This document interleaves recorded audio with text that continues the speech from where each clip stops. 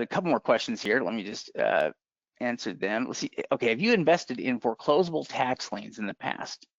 I briefly hear people speak on the topic, but there is not much information available on how to get started. Is it true that a tax lien can be in the county inventory and once purchased, it can be immediately sold? So I think what we're talking about here are over-the-counter tax liens would be what I think you're talking about. And it sounds like what you're talking about would be over-the-counter tax liens that have been sitting on the books for longer than the redemption period is. So in other words, they have redemption periods that have expired and they're eligible for foreclosure. Some of this stuff, it might be true. I mean, at least in some ways. Technically, it might be true in that, yeah, there are properties, that is how it works. But you don't necessarily have a lot of over-the-counter liens that are just sitting there so much in states, because most of the states that offer liens will, offer those liens up publicly. Investors can buy them, and then the investors, once the redemption period expires, if the investor hasn't been paid back, then they can start to pursue foreclosure, on those individual properties. And again, that basically just gives the opportunity for the owner to either pay off delinquent taxes or the redemption period expires, and so the lien holder at that point can foreclose on the properties for what's owed in delinquent taxes and fees. So yeah, it is doable, but the issue is that the over-the-counter liens were really more they were a product of auctions prior to the internet. They were a product of counties trying to hold auctions and having more property available than they really had investors that were showing up to buy. And that's not so much a problem we have anymore now that auctions are moving online. And because of that, also a lot of the over-the-counter inventory that maybe existed in the past is also probably going to go away. Now, not everywhere. There's probably still areas where they're conducting their sales live and in person, and they still don't have a lot of people, attending it. And there may be over-the-counter opportunities in some of those areas, with tax lien states. But I don't know if I would say I'm trying to think about states here where you could potentially do it here. Well, a state could be like Nebraska, for example. Only one county in Nebraska has their auction taking place online. So that could be an area. South Carolina, those auctions aren't held online. So there could be an opportunity. So whenever we're looking at it, there's even a couple of Florida counties that don't have online auction tax lien sales. Most of them do. So when we are looking for over the counters that we might be able to start the foreclosure on process quicker, it's going to be those areas where, and the states where online auctions aren't taking place. Indiana is another state where they don't have all of their online auctions, all of their counties using online auctions. So those are going to be the states that we would probably target. We have had students acquire property through tax lien certificates.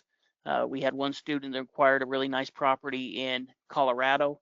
We had another student that acquired property in Maryland, actually a couple of different properties in Maryland, through purchasing over-the-counter tax liens and then waiting out the rest of the redemption period and then starting the foreclosure. But Shade's right, with a lot of these tax lien auctions coming online, that means that there's going to be less people, or there's going to be less over the counters, just by the fact that anyone can bid on these properties. So if it makes sense, it's a usable property where something like a building lot might have been ignored in the past because they were limited by how many people attended the live sale. Now it's an online sale, that's going to open it up to a lot more people to bid on them. There was a question about where, what state and county were these properties auctioned off at, and this is the, this is the state and county right here. So it's Vanderburgh County, Indiana. This was the sale that they did. It was a sale here that started in August and wrapped up here in September, I think. Yeah. All right, well, let me see here.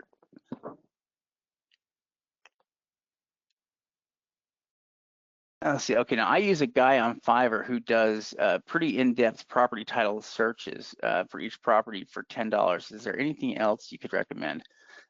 So when it comes to something like Fiverr, it's kind of hit and miss. If you've got a guy that's doing a pretty good job for you at a good low price, then it's probably worth sticking with and using.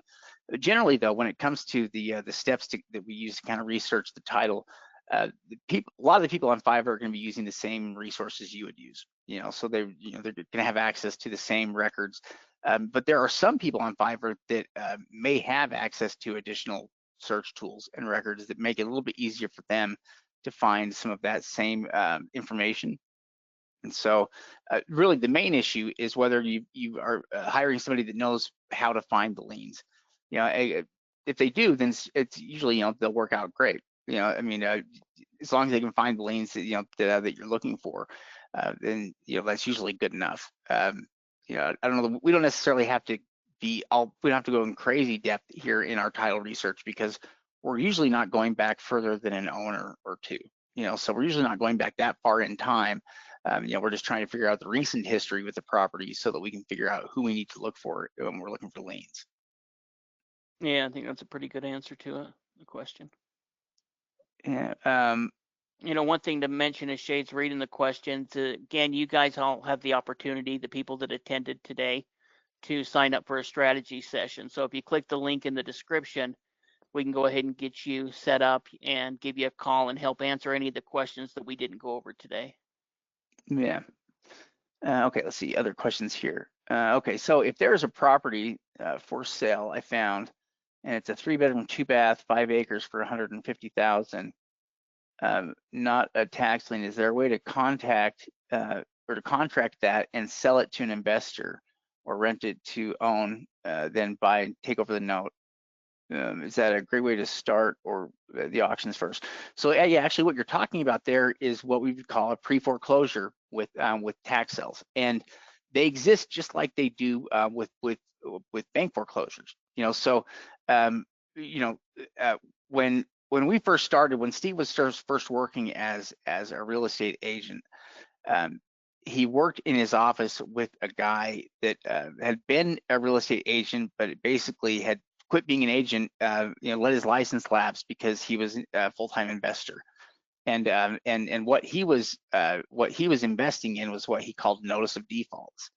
And what this was, as soon as somebody would default on their mortgage, the mortgage company fills out, a default notice and turns it in there with the county. He would go and get those county notices of, the defaults. And then from there, just because you have a bunch of defaults doesn't mean that you necessarily have deals. He would pull up the properties, and then he would do the research to figure out how much was owed on each one of these properties for their mortgage.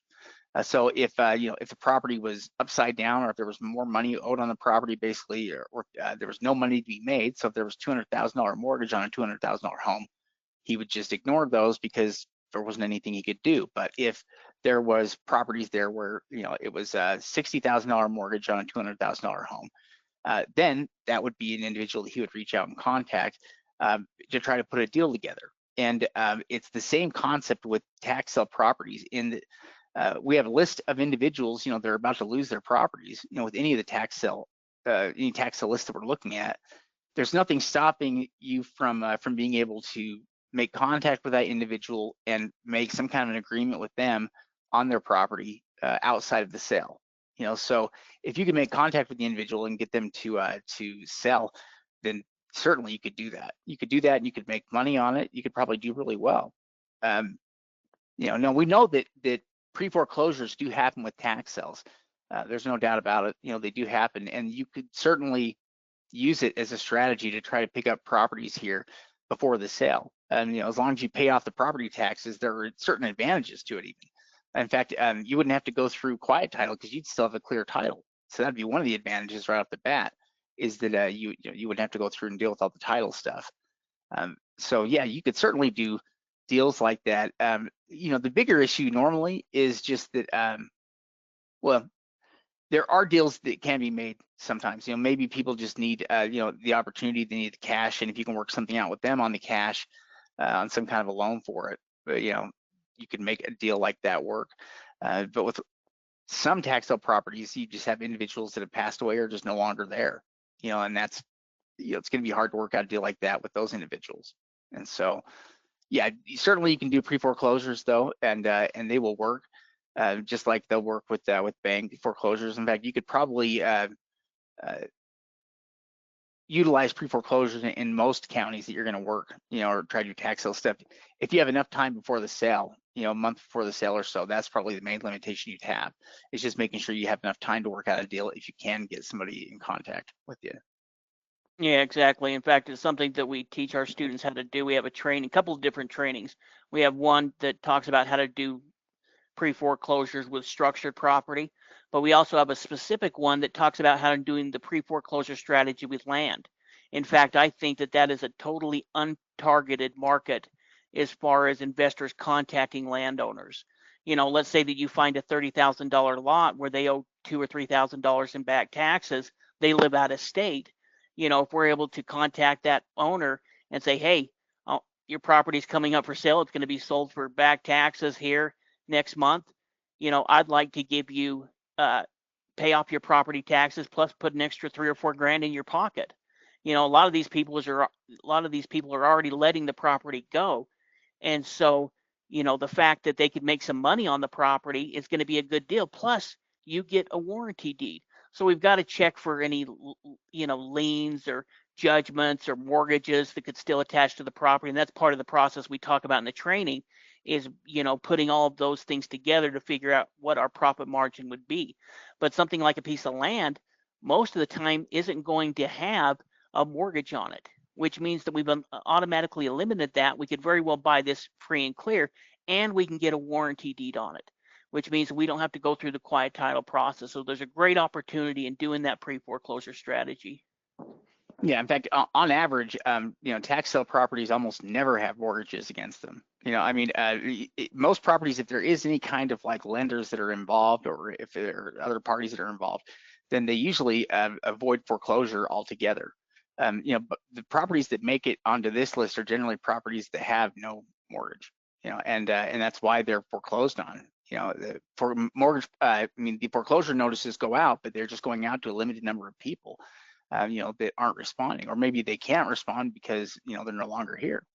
So yeah, we see that with a lot of properties here, but yeah, none of these properties I think are going to have mortgages on them. Certainly if they make it through the foreclosure, they don't usually have anything like that on them. And it kind of makes sense if you look at them. A lot of these properties, you can understand the idea that somebody may have acquired this property 50 years ago or 70 years ago, and it's been paid off for a long time. And that's how I think it is with a lot of these properties. It's that they were just they were paid off long ago, and it's how they can end up on this list. Yeah, absolutely. Well, and really, this is a need. A lot of these properties, like Shade mentioned, the owners will find have died. In fact, that's one of the things that we see as we're going through and doing our due diligence and looking at the legal records is we'll find where people have passed away. We'll find death certificates. We'll find probate information. And if they don't have any heirs or haven't set that up and the house becomes abandoned, after a period of time, the county's going to go ahead and foreclose on it and put it on the market. And it's good to be able to bring a buyer in there to fix the property up, put it back into productive use. Otherwise, you're going to have squatters, you're going to have illegal activities done.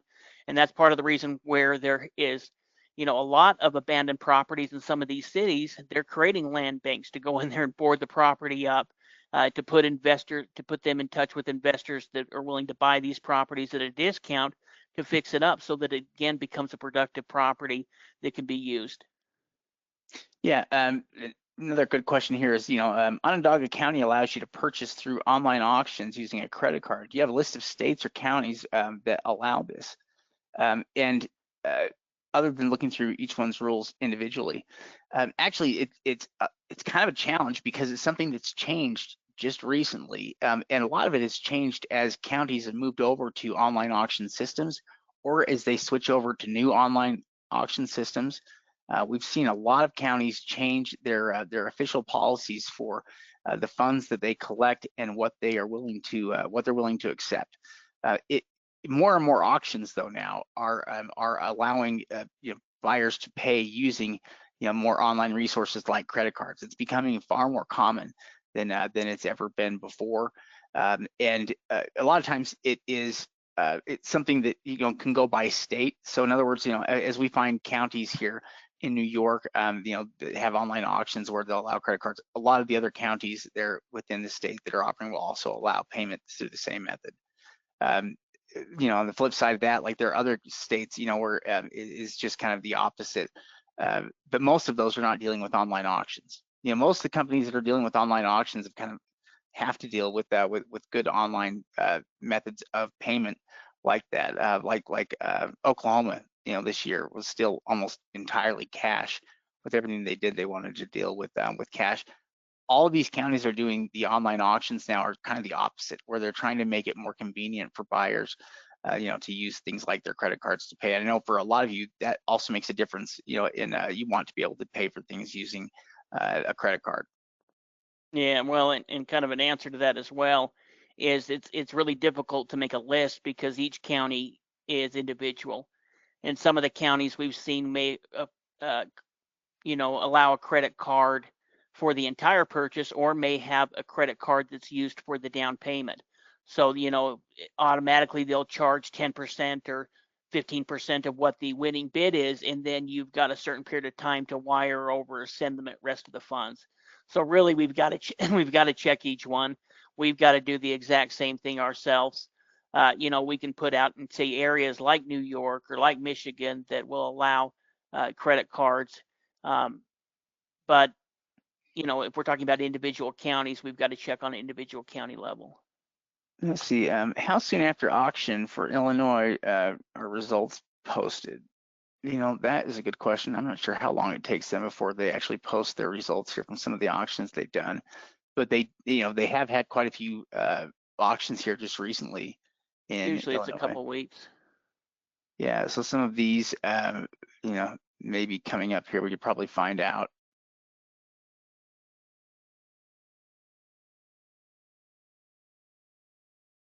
Those are all the ones coming up here. We need to go to the ones that are past here.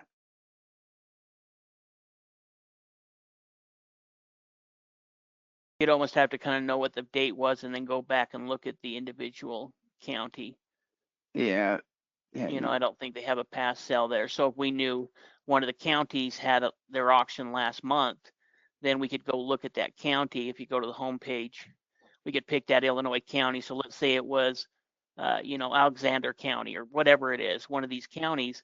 You could go ahead and look at it and then see when it happened, and they'll provide us with the results. Yeah, so we could, normally we'd be able to click on that auction there, for that county, and then when we go look at the results, they'll have the most recent sale listed, down there, and so we can click on that most recent sale and then see the results, like this. That's what you'll need to do there with some of those counties there, and yeah, they usually do have them listed there within a couple of weeks.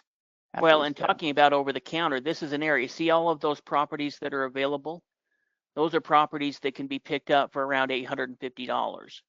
So if we are talking about buying over the counter tax deeds, Illinois is a great state to look at because essentially they'll be about under $900 to purchase the over the counter deed. And if it's a good property, then it could definitely be worth, picking on or picking up and bidding on and winning. Yeah. In fact, we can see we have these mobile homes from this point, I think. Yeah, those are mobile homes. Yeah, there are mobile homes there, and yeah, we could do the same thing here with any of the counties. So any of these that are holding sales or that will be holding sales, we can track here, and you can see when they did their last sale, when the results pull up. But usually it is within within a few weeks. So for instance, Will County is about to do their sale. We can see they have their sale listed there from 10/18 of last year. They're doing their sale around the same time this year. And so that will be up here pretty soon. But you could basically click on this, and within a couple of weeks here, it should be available, and you should be able to see the results here of the, the 10/25 sale and what's still available. Yeah, definitely. Okay, let's see. Land perk tests, etc. What's needed? What town needs to be able to show potential investors it's a good building lot? Oh, so it's a good question. We don't usually, so I guess when it comes to things like a perk test, it's usually a step that builders are going to go through, the property owner will go through before they before they do construction on their property. But it's not necessarily a test that we do often unless we're trying to develop the lot ourselves. We usually will allow that for the property owner. And normally perk tests are not a problem with most lots, unless you have a lot that's really wet or has standing water or something, and then you could have an issue there with water, just like you could with any lot if there's water issues there with it. But yeah, we don't normally do the perk test. Normally what we'll do to check for usability is we're just checking the zoning requirements. So whatever it is that the zoning has listed as a mandated requirement for that zoning district, or for that zoning qualification or classification. So residential 1, if it's R1 residential, there should be a square footage requirement, and there may be something like a width requirement or depth requirement, whatever it is. That's usually what we're basing our decision to buy on. And then when we turn around and sell, what we're usually including in that is just our knowledge that the property is usable. And so we might include, the information there about what the requirements are for use in terms of, how many square feet does it need to be? It's this many square feet, which it reaches, for usability. Yeah, we might list some of that information in our ad itself to let the buyer know as they're reading through it that it's a good usable property, and here's why. Yeah, another thing to consider is that perk tests really have to do with building or installing a septic system. And so, that's the reason why you need a perk test in those kind of situations, is because they're going to be putting a septic system in the ground. So if we're looking at a lot of our building lots are in town limits, well, that means they're going to be able to be connected to the town sewer system. And if that's the case, we don't need a septic tank. So really, perk tests are going to be involved in more rural counties. And like Shay said, we're usually just going to sell it and let the buyer decide to do that. But if we were looking to get a higher price, maybe we're going through quiet title, we wanted to try to get our very best price on the property, and it's a more rural property that requires a septic system, that may be the one time that we would go ahead and have a perk test done. But if it's in the middle of town, it doesn't make any sense. You don't need it because they're not going to be doing a septic system. Yeah. When wholesaling properties, after how many days do you start to think about changing your price or marketing strategy? So, we may consider changing up our pricing and stuff after, I don't know. I mean, I guess after a month or so, a month or two, we may start to think about other things that we do. We don't really panic though with properties. I mean, because we're pretty well planning on it, we plan on it taking a year to sell properties. So if we get interest, we can get them to sell for less, then that's always a good bonus. And so I don't know if I would say if you're not getting a lot of traction every 60 to 90 days, it could be worth evaluating it. Maybe you need to add more pictures. Maybe you need to change the way that your ad is listed. Maybe you do need to drop the price. In fact, one thing that was interesting is I was working with my dad and my uncle years ago, helping them market some of their properties that they were selling. And, we had lots where he just kept dropping the price and he wasn't getting any action on it. So he had me start increasing the price. And I started increasing the price back up to what we had it by $5,000 each week. And suddenly he had a rush of buyers that had been looking at the actual lots or looking at these properties and interested in them. But now as they're starting to jump up in price, that actually created urgency and they were able to sell these lots. I couldn't believe it. I didn't believe. Are you sure you want me to do this? You want me to? Yeah, just keep. Every single month, every single week as we relist it, let's bring up the price, and it ended up selling all those properties because it did create a sense of urgency. So it's important to look at those ads, see who you're marketing to, and make sure that we use all of the free services that are available. Because as I said before, it's going to put them in front of different people's eyes. Different people are looking at Facebook than are looking at Craigslist. And there's probably different people looking at Zillow that are looking at Craigslist or Facebook. So, by using those different resources, we're at least getting it out to as many people as possible. Yeah, let's see, great questions here. If you have a real estate license in another state and you buy a property or you put a property on the MLS in Illinois, should you disclose your real estate license? You know, that one I'm gonna have to look up. It's been 20 plus years since I was a real estate agent. So I'd probably have to Google that one and find out for sure. Yeah, I don't know either. I don't know how applicable it is or exactly when it is that you're supposed to disclose versus not disclose. That is a good question. I mean, Yeah. I could see it either way. I could see that it doesn't make a difference out of state, and maybe it does. Would probably have to do a little bit more research into answering that one. Yeah, and yeah, we'll definitely have a replay out for everybody to view. So yeah, if you were just able just to get on late, then yeah, we'll have a replay out so that you can review that and get the parts that you missed. Absolutely. Well, if we're not able to answer all your questions, if you have additional questions, go ahead and sign up for the strategy call. You can talk to one of our trainers. They can help answer any of those additional questions that you may have. Yeah, and on the credit card question there, Grace, I'm not sure. Other than going to individual sites to check, we kind of have to do the same thing right now because it's changing with each one. So, but if it's an online auction, you definitely have a much higher chance of them accepting credit cards because it's usually the online auctions that are doing it. So that's one of the things we look at is with the online auctions. From there though, it's from auction provider to auction provider. And so, we're not usually going to know unless we look there in their auction terms. And even then, sometimes we have to dig into it a little bit to figure out, within their terms that they'll accept, the credit cards and you can pay with them. Yeah, definitely. Yeah. I think that is everything. But yeah, thank you everybody for joining us here for this. And we look forward to doing it again here soon. And yeah, like Steve said, if we didn't get to your questions, feel free to send those in. We'd love to get to them. Yeah, absolutely. Thanks again, everyone. We appreciate you. See you later.